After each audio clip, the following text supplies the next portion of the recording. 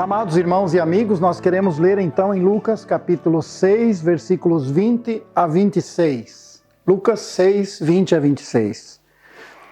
E levantando ele os olhos para os seus discípulos, dizia: Bem-aventurados vós, os pobres, porque vosso é o reino de Deus. Bem-aventurados vós, que agora tendes fome, porque sereis fartos. Bem-aventurados vós, que agora chorais, porque haveis de rir. Bem-aventurados sereis quando os homens vos odiarem e quando vos separarem e vos injuriarem e rejeitarem o vosso nome como mau por causa do Filho do Homem. Folgai neste dia, exultai, porque eis que é grande o vosso galardão no céu. Pois assim faziam os seus pais aos profetas. Mas ai de vós, ricos, porque já tendes a vossa consolação. Ai de vós, os que estáis fartos, porque tereis fome. Ai de vós, os que agora rides, porque lamentareis e chorareis. Ai de vós, quando todos os homens vos odiarem, vos disserem bem. Ai de vós, quando todos os homens vos disserem bem, porque assim faziam seus pais aos falsos profetas. A base desse texto está nas bem-aventuranças. Bem-aventuranças que Jesus Cristo, em Mateus, fala de uma forma mais ampla, mas aqui na sequência aos apóstolos, como vemos o texto anterior, vimos no domingo passado, esse texto anterior trata da escolha dos apóstolos. E quando eles foram chamados por Jesus Cristo para irem e anunciar o Evangelho, logo na sequência Jesus Cristo fala de bem-aventuranças e também apresenta ais, os ais. Nós estamos em meio a uma pandemia, estamos a sofrer com isso agora e estamos aqui sem poder sair de casa praticamente. E vamos falar de bem-aventuranças. Por que bem-aventuranças? Por que falar de felicidade? O sentido desta palavra, bem-aventurado, o sentido original é supremamente abençoado. E esse sentido apresenta também aquela alegria extrema, exultar, alegrar-se extremamente, com alegria e felicidade superlativa e não circunstancial. Esse exultar e alegrar-se aqui não aparece como algo circunstancial, mas como vindo de Deus. É o próprio Deus trazendo ao coração humano a capacidade de se alegrar, de exultar. É parte da alegria da natureza divina, que o Espírito Santo pode derramar sobre o coração que confia em Deus. E, portanto, também é desconhecida do cristão acomodado ao bem-estar terreno. E por isso, mesmo em meio a uma pandemia, podemos falar de felicidade, porque esta felicidade apresentada por Jesus não é fruto das circunstâncias, mas fruto da presença do Senhor em nossas vidas. Interessante que Jesus Cristo, ao apresentar aos seus discípulos, recém-chamados, ele diz aqui, levantando ele os olhos para os seus discípulos, ele diz: Bem-aventurados vós, os pobres. Vós, os pobres. No texto de Mateus, texto paralelo, ele apresenta a palavra humildes. O sentido aqui daquela pessoa que reconhece a sua dependência de Deus, aquele que se sente pobre e incapaz de vencer por si mesmo, sem recursos para superar as dificuldades que aparecem diante de nós, para vencê-las. Mas também, nesse contexto dos discípulos, dos apóstolos, ele está falando da pobreza que era consequência do próprio chamado, da própria chamada de Deus para eles.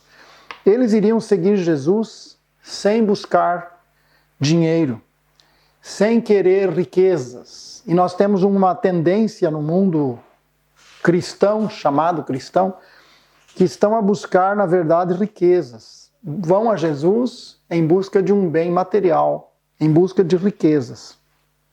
E aqui o texto apresenta-nos esta realidade da pobreza que seria para um discípulo. E nós encontramos na história, na sequência desses apóstolos, e também depois, nos séculos seguintes, claro, nós vamos encontrar a grande perseguição dos seguidores de Jesus. E eles, ao serem perseguidos, naturalmente tornavam-se muito pobres. A pobreza fazia parte da sua experiência diária. Mas havia uma satisfação plena em seguir Jesus. Havia uma satisfação profunda em conhecer Jesus e servi-lo de coração. E é por isso que Jesus Cristo aqui, ele logo começa com esta expressão: bem-aventurados vós, os pobres. Vocês são muito felizes. Vocês serão muito felizes. Ele fala do presente e fala do futuro.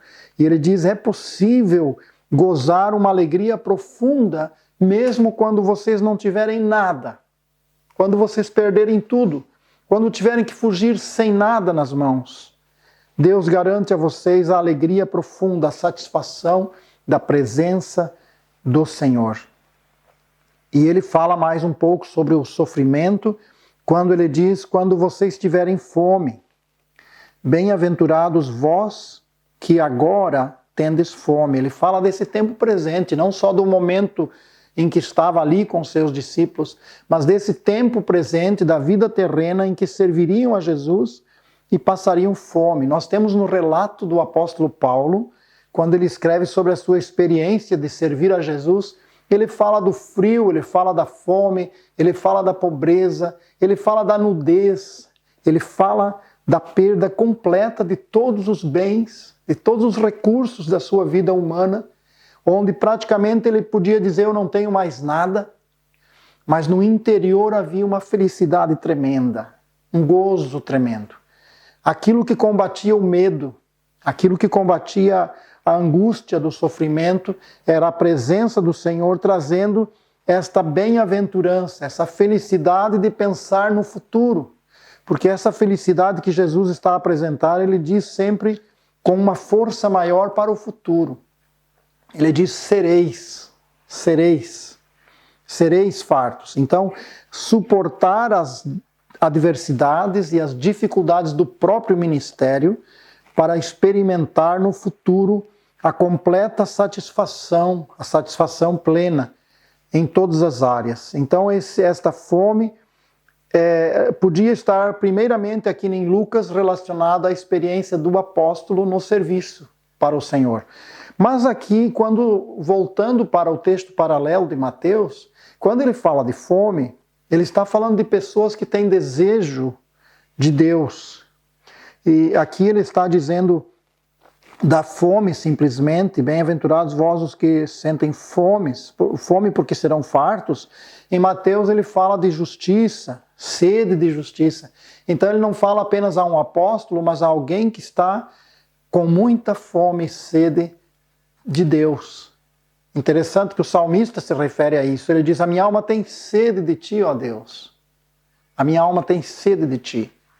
E esta ideia aparece aqui também. Aquele que hoje tem vontade de ver a justiça de Deus sendo experimentada, vivida, praticada ao redor, no sistema, quer seja social ou político, ou mesmo dentro da igreja.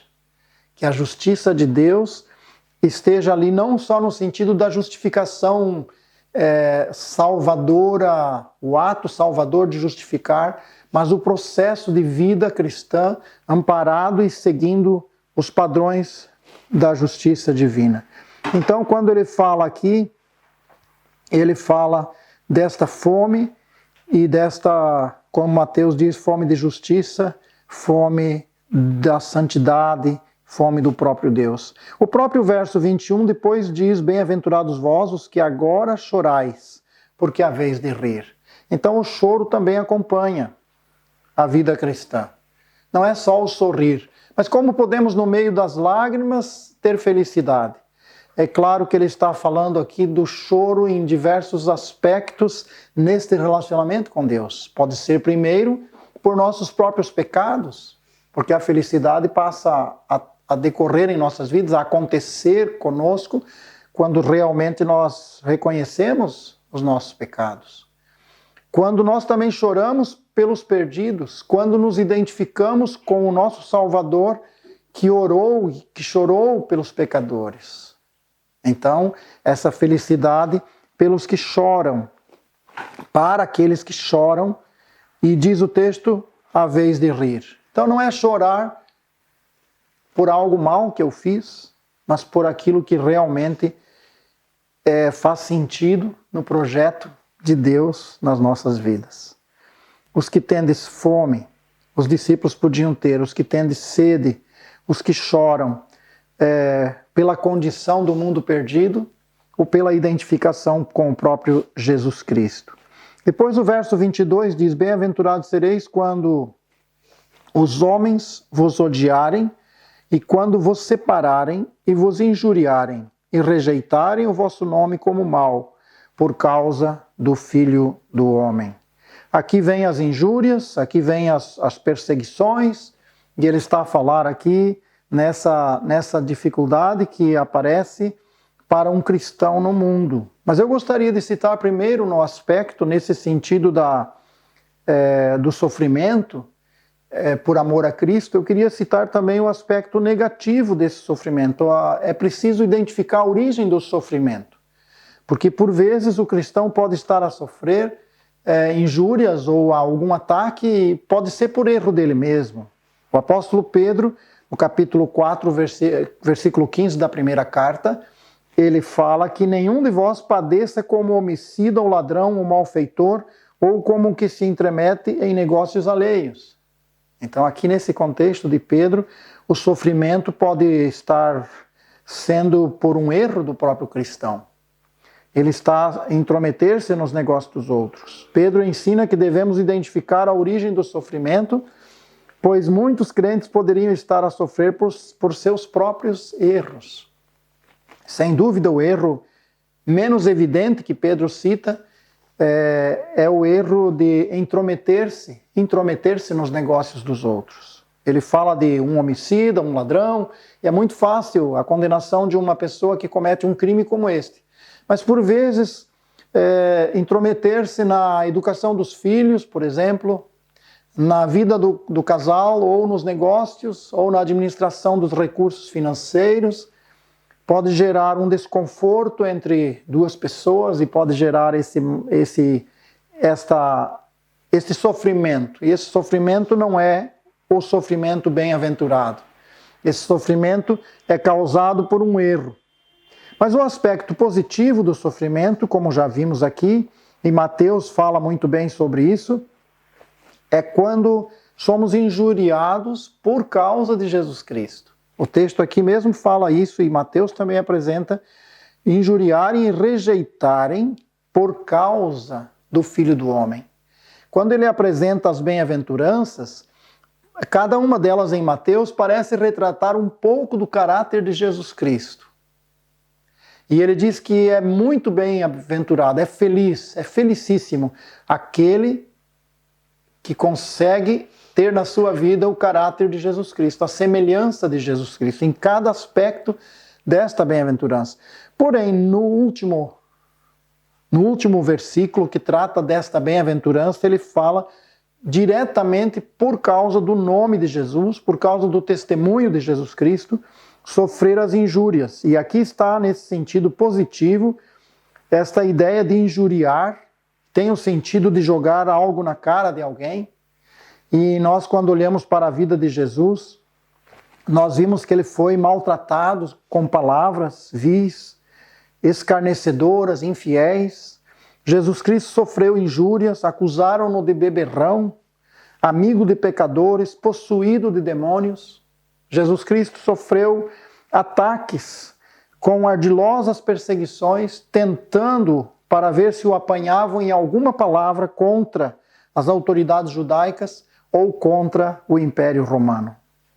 Os discípulos, ao serem identificados com Jesus Cristo nessas mesmas perseguições, seriam bem-aventurados. E é interessante quando nós observamos a história da igreja, os próprios discípulos em Atos dos Apóstolos, como eles se sentiam quando eram maltratados. Eles sentiam uma alegria profunda, algo que faz uma impressão tão grande que supera as próprias dores e o próprio sofrimento. Nesse sentido, o texto de Mateus também diz: mentindo disserem todo mal contra vós. A mentira, sem dúvida, é a expressão do próprio caráter do diabo. É a negação da verdade, a ocultação da verdade. E, portanto, as testemunhas falsas, por exemplo, que se levantaram contra Estevão no capítulo 7 de Atos, a igreja então sofreu uma das maiores perseguições já naquela época, e mais tarde ainda do Império Romano. E essas perseguições foram tão intensas, e por isso Jesus Cristo estava a prepará-los para esse momento em que eles seriam perseguidos. Como nós podemos garantir que esta igreja que hoje está a gozar de liberdade aqui no nosso mundo ocidental, teremos essa liberdade ainda daqui a 10 anos? Quem pode garantir que o mundo não venha ter uma mudança na visão política, na visão religiosa, e nós passemos a ser tratados como alguém que está contra o sistema e tenhamos que sofrer perseguições? Esses discípulos tinham por vezes que deixar suas casas e fugir rapidamente para não perder suas vidas. Imaginamos que não conseguiam levar quase nada. Todos os seus bens ficavam para trás. As lágrimas ao sair e deixar pessoas que tinham que deixar, que eram parentes, amigos. A própria igreja, por vezes, ficava enquanto que o apóstolo, o discípulo, aquele que estava na liderança do trabalho, tinha que fugir. E esta pobreza, esse sofrimento, por amor a Jesus, teria uma recompensa. É interessante como a história nos conta também quando Paulo se refere a um tipo de perseguição. Em Gálatas capítulo 4, verso 29, ele apresenta aqui o texto dizendo assim, ele fala em Gálatas capítulo 4, 29, aquele que era gerado segundo a carne perseguia o que era segundo o Espírito, falando de Ismael e de Isaque. Naquela dificuldade que houve com Ismael, já um adolescente, e Isaque ainda muito pequeno, e começou a haver muito problema, e Deus aconselhou e disse, olha, Ismael tem que ser mandado embora. E Paulo traz isso na ideia de um cristão espiritual e um carnal. E por vezes a perseguição, a oposição pode acontecer dentro do próprio povo de Deus. Primeiro aconteceu com os judeus perseguindo os apóstolos, perseguindo a Jesus, depois os romanos. E dentro da igreja pode acontecer a mesma oposição, de acordo com esta apresentação do apóstolo Paulo em Gálatas 4, esta perseguição vem porque alguém tem uma mentalidade carnal. Só pensa nas coisas terrenas, só busca os valores terrenos, e quando se depara com alguém que tem valores espirituais, pode opor-se e criar demandas. É suficiente um pouquinho de orgulho, um pouco de inveja, para desencadear uma ação injusta contra os próprios irmãos. Nós encontramos um conselho dado por Nicodemos quando o julgamento de Jesus estava a transcorrer, antes dele ser preso, naturalmente.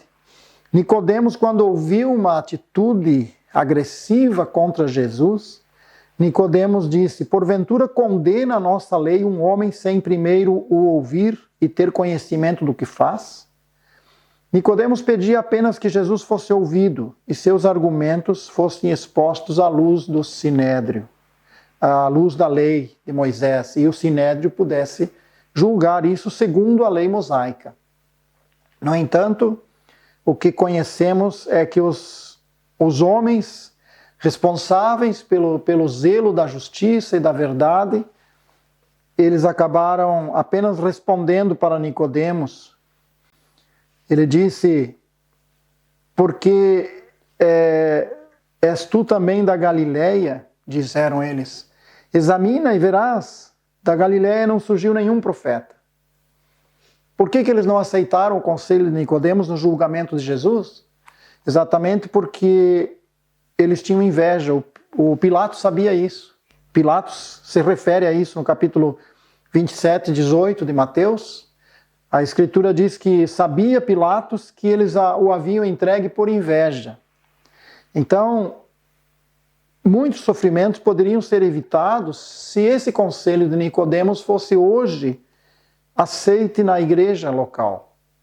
Quando ouvimos alguma situação de conflito, de atrito, não devemos tomar posição de um lado ou do outro, sem primeiro ouvir bem aquela situação, sem primeiro saber se não há ali um ataque por inveja, por uma discórdia qualquer, uma discordância de pensamento, se realmente está a ser tratado com justiça, com verdade. E, portanto, quando a igreja age sem fazer esta avaliação de ambas as partes, pode incorrer no erro de tratar de agir mal contra aqueles que estão fazendo o certo. Pode entrar na onda daqueles que seguem a sua própria natureza carnal e que não seguem de forma espiritual. Portanto, aqui aparece esta ideia, a necessidade de podermos avaliar para tomar uma posição espiritual em cada situação. E esses são bem-aventurados, aqueles que conseguem parar diante dos problemas e avaliar pela palavra de Deus aquilo que deve ser feito. Aqui no texto que lemos de Lucas, nós encontramos o verso 22, vou ler mais uma vez. Bem-aventurados sereis quando os homens vos odiarem e quando vos separarem e vos injuriarem e rejeitarem o vosso nome como mal, por causa do Filho do Homem. Jesus também disse que quando todos nos elogiarem, é que devemos estar preocupados.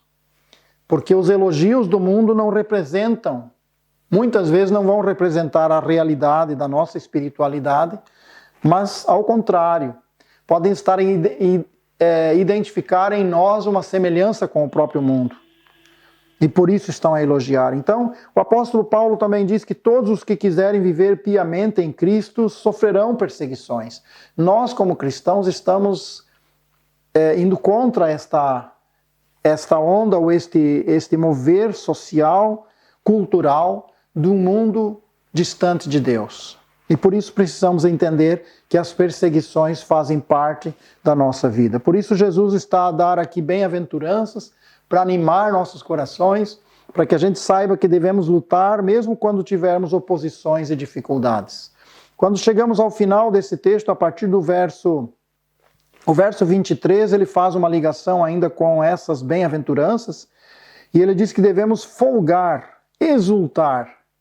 Aqui aparece esta alegria que não é circunstancial. E ele diz que é algo profundo em nós, que nos faz olhar para o futuro, nos faz olhar para o dia quando Deus dará a recompensa. E que também nos faz olhar um pouco para o passado. E que faz nos pensar naqueles que também, como nós, sofreram, que são aqui citados como os profetas. Jesus Cristo está a dar duas razões para o regozijo.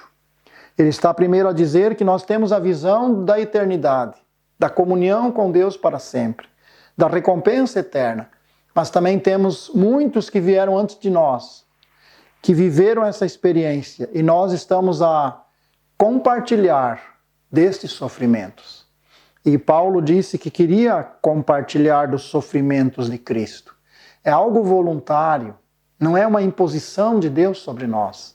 Ele está a dizer que é bem-aventurado aquele que assume para si, com um certo prazer, o vitupério de Cristo, o sofrimento de Cristo, tudo aquilo que decorre deste compromisso e desse nome de Cristo em nossas vidas. Na sequência, no verso 24, ele mostra o lado oposto dessa bem-aventurança. Ele diz: mas ai de vós ricos, porque já tendes a vossa consolação. Naturalmente que ele está a confrontar aqueles que têm grandes posses e conseguem viver bem no meio de um mundo de miséria. Como eu posso viver bem se estou a ver pessoas a morrer de fome? Então, esta riqueza que essa pessoa tem, apega-se a ela de tal maneira que faz dela a sua consolação, faz dela o seu prazer, vai roubar do seu coração a verdadeira felicidade. E é por isso que ele diz: ai de vós, os ricos, porque esta riqueza que toma conta do coração humano escraviza, não traz a felicidade que o Senhor está oferecendo aqui. Versículo 25 diz: ai de vós os que estáis fartos, porque tereis fome. Ai de vós os que agora rides, porque lamentareis e chorareis. Aqui a expressão fartos é alguém que está satisfeito. Como é que podemos estar satisfeitos num mundo perdido, com tantas pessoas perdidas à nossa volta, com tanta miséria, com tanto sofrimento, e nós estamos satisfeitos? Nós não conseguimos orar com lágrimas a Deus pedindo por esse povo em meio às guerras, por exemplo, hoje na Síria, nas outras regiões do mundo onde estão em guerra, pensando na igreja perseguida na Coreia do Norte, na China, pelo mundo muçulmano. Não choramos por isso? Nos sentimos fartos, alegres, felizes com o nosso ambiente tranquilo?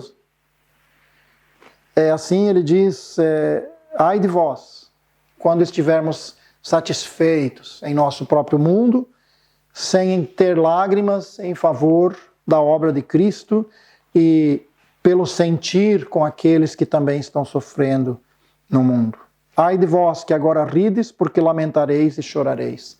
Naturalmente, rir é muito bom. Nós devemos rir, devemos mostrar a nossa alegria. Não devemos andar de cabeça baixa aqui fora.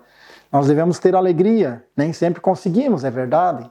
Ainda carregamos a velha natureza e por vezes a nossa alegria não é exposta, não estamos a conseguir mostrar a alegria. Mas esta felicidade que vem de Deus deve vencer esta barreira que vem das circunstâncias e expressar a qualidade da comunhão que supera todo e qualquer sofrimento no mundo.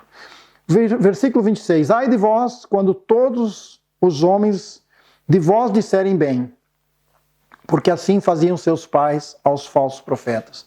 Creio eu que Jesus Cristo está realmente aqui a nos estimular a servi-lo de todo o coração, sem pensar que devemos ser elogiados. Porque nesse sentido é melhor sermos criticados, sofrermos oposição.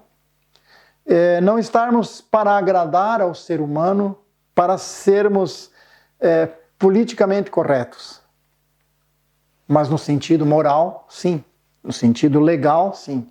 Mas não para agradar o que o homem quer, mas para fazer o que Deus quer. E no sentido geral desse texto, é um grande desafio para aqueles que querem viver a vida com Deus, pensar que teremos uma recompensa. Quando nossos olhos estão à frente, na eternidade, e nós sabemos que estaremos diante do Senhor um dia, então nós passamos a agir melhor aqui, porque sabemos que isso que fazemos agora tem influência para amanhã. Como está o nosso coração diante da crise que vivemos hoje, das dificuldades que cada um tem em particular e da dificuldade no mundo hoje? Conseguimos ter alegria plena ainda assim?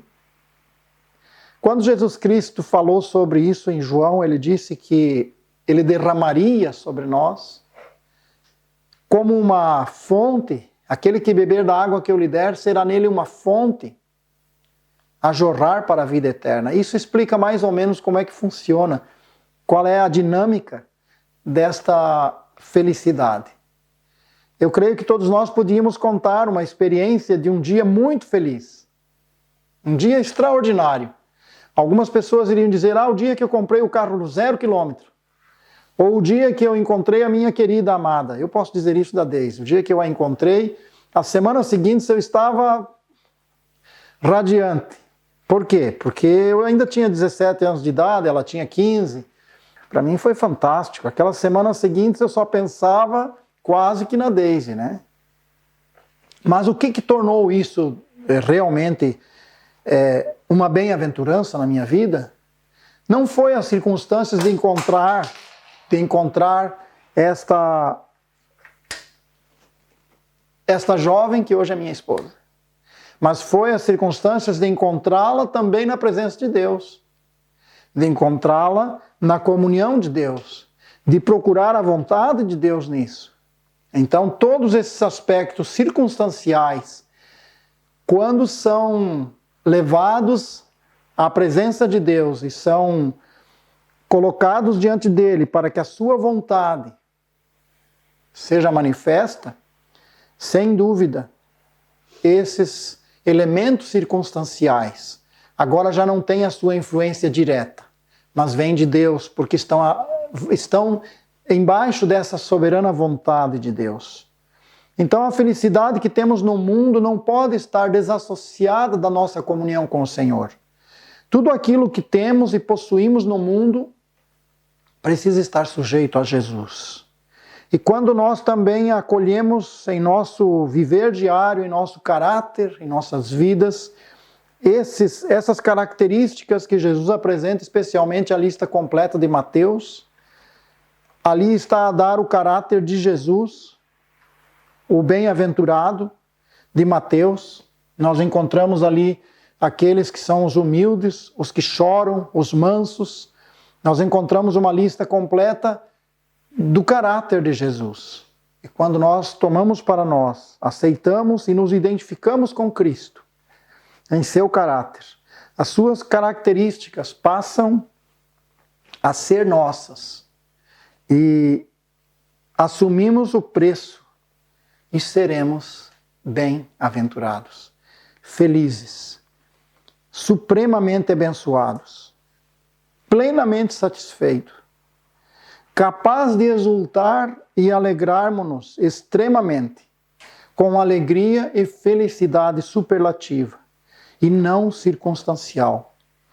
Esta alegria é de natureza divina, no poder do Espírito, e podemos conhecê-la hoje, em qualquer situação. Devemos aprender a viver essa experiência de receber de cima a nossa felicidade, e não estarmos a buscar de fora. Porque quando as circunstâncias falham, nós ficamos tristes. Mas quando nós temos a nossa felicidade de cima, então a tristeza das perdas externas não nos causam impressão. Que Deus nos abençoe e nós possamos pensar nesses valores espirituais e, pela graça de Deus, interiorizar, tomar como parte do nosso caráter, da nossa visão, do nosso futuro, da nossa esperança. Bem-aventurados. Que sejamos bem-aventurados em nossa prática e para toda a eternidade. Amém.